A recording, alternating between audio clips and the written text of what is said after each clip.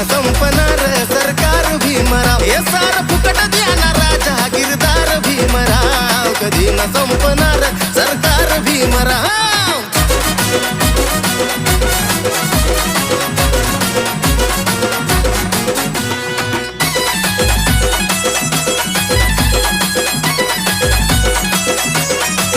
नव्हता सुखाचा मिळत आधी घास, आज घरात पंच पक्वानाचा वास.